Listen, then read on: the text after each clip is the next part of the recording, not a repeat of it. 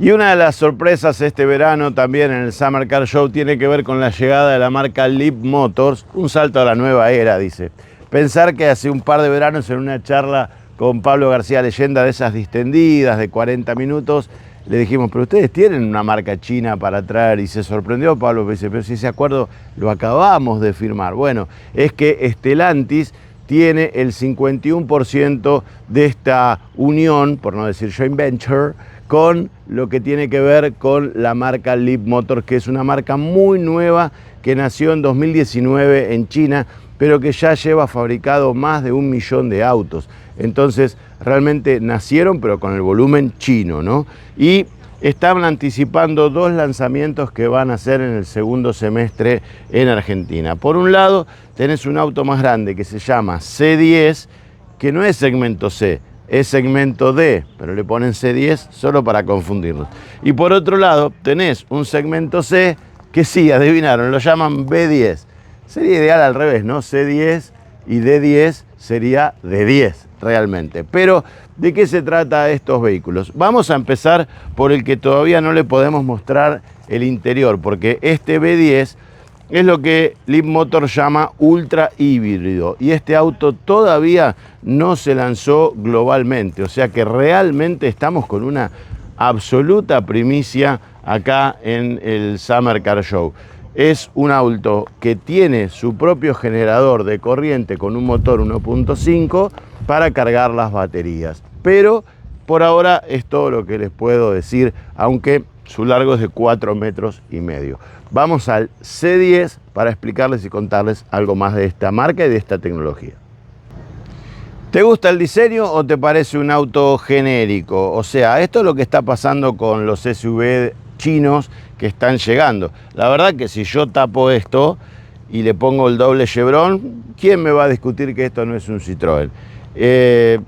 Es una cuestión de hacer las cosas que le guste a todo el mundo. Entonces, con esta forma de diseño, los chinos se garantizan que el auto se va a vender globalmente. Su objetivo es conquistar la mayor cantidad de mercados posibles y no errarle en ciertos aspectos. A mí lo que me llamó la atención es que no tiene, por ejemplo, pasarruedas negros como para darle el toque SUV más característico. En cierto aspecto, si bien no es un monovolumen, tiene algunos rasgos más de vehículo familiar que de SUV. Y en la parte trasera lo mismo, o sea, tenemos todo lo que, digamos, le pondrías hoy a un auto: la aleta de tiburón, el alerón, las luces que cruzan todo, el nombre de la marca, sensores de estacionamiento. Por supuesto que va a tener todas las ayudas a la conducción. Cuando te digo que esto podría ser un Citroën, también podría ser con este sistema de manijas, ¿no? Y en lo que hace a la llave, acá la tenemos, y si vos la acercás al espejo, el auto ya se abre, sale el tirador y podemos ver un interior. A ver, ¿qué se imaginan en el interior? Lleno de botones, interior, como se dice, minimalista. Bueno, acá está. Vamos a ir pasando, y es, si uno lo quiere defender desde el punto de vista del marketing, va a decir un interior minimalista a tono con lo que está necesitando el público actual.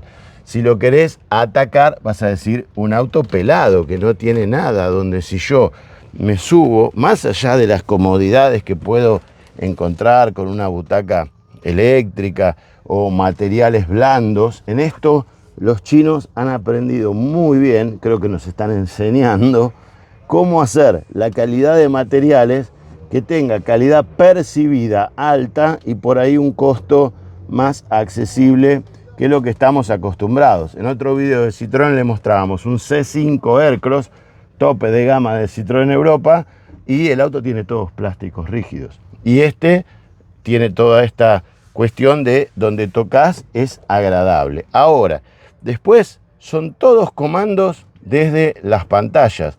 Tenés una pantalla pequeña aquí delante y esta enorme pantalla que ni he visto que tiene, porque la verdad estamos haciendo 80 marcas por hora, entonces venimos contándole más o menos lo que el auto va a traer.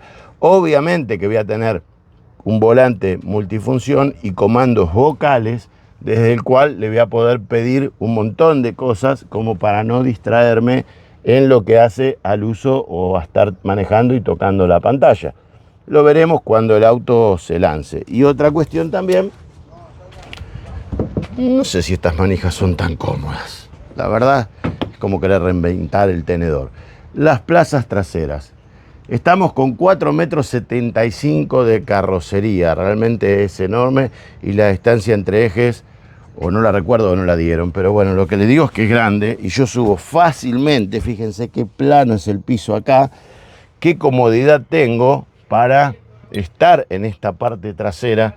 Casi que podría ser 3 filas de asientos si uno se lo propone desde el diseño, y tengo un techo enorme que me permite disfrutar, o si no, taparlo con una cortina, y está bien en ese aspecto. Ahora bien, dejemos el baúl para otra ocasión. Lo que es interesante es contar la estrategia de Leapmotor con estos dos vehículos.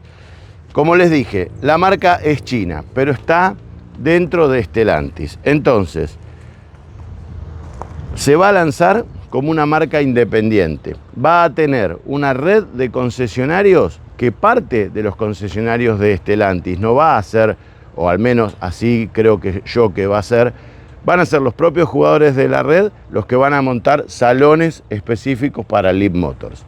Hay mucha gente que le gusta el auto chino, que piensa que el precio puede ser accesible. Estos autos ingresan, a pesar de su tamaño y su tecnología, con arancel cero. Leapmotor ha traído o va a traer más de 1.500 autos dentro del cupo que tiene asignado por el gobierno para ADEFA, y lógicamente el precio va a tener que ser competitivo, eso está más que claro.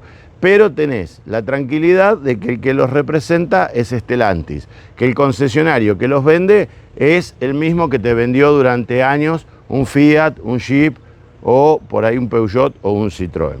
Y lo interesante también es la tecnología, porque el auto se mueve en forma eléctrica. Tiene un motor 1.500 centímetros cúbicos generador naftero con un tanque de 50 litros que lo que hace es andar y cargar las baterías. Las baterías que están puestas a nivel del piso, y yo les mostré lo plano que era eso.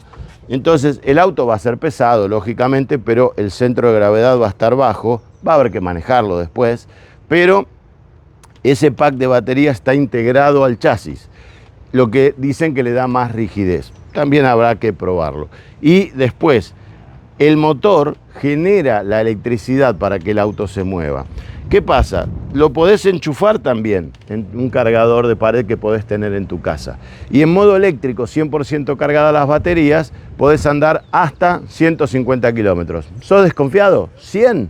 Perfecto. Podés hacer un viaje de 50 y regresar a la tarde, al trabajo, a donde sea, y no gastaste una gota de combustible. Se hizo en modo eléctrico. Y si necesitas salir de viaje, venir a la costa y querés hacer 100 kilómetros en modo eléctrico y después seguir viaje, simplemente entra en funcionamiento el motor naftero, carga las baterías y las baterías alimentan a las ruedas. Algo así como el sistema iPower de Nissan. Te quedás sin nafta, cargas y seguís viaje. 50 litros, más de 1.000 kilómetros en modo eléctrico con la nafta del motor. Pierde algunas características, algunas cualidades, porque si el motor naftero está andando a un régimen constante, no tenés ni la serenidad de marcha ni la serenidad acústica de un auto eléctrico, porque tenés un térmico que está laburando. Entonces, eso también hay que verlo. En la iPower nos pasó eso y es un concepto medio ambiguo. Pero olvídate del problema de no tengo autonomía para viajar con un auto eléctrico. Así que eso es lo más importante, y la estrategia de Stellantis con Leapmotor parece muy interesante. Por ahora es un anticipo. Este auto no le podemos ni mostrar el interior porque no va a estar configurado así. Y ya le dimos un panorama de lo que está por venir. ¿Lo quieren conocer? Vengan aquí al Summer Car Show, que van a tener la posibilidad de verlo, de tocarlo y de subirse.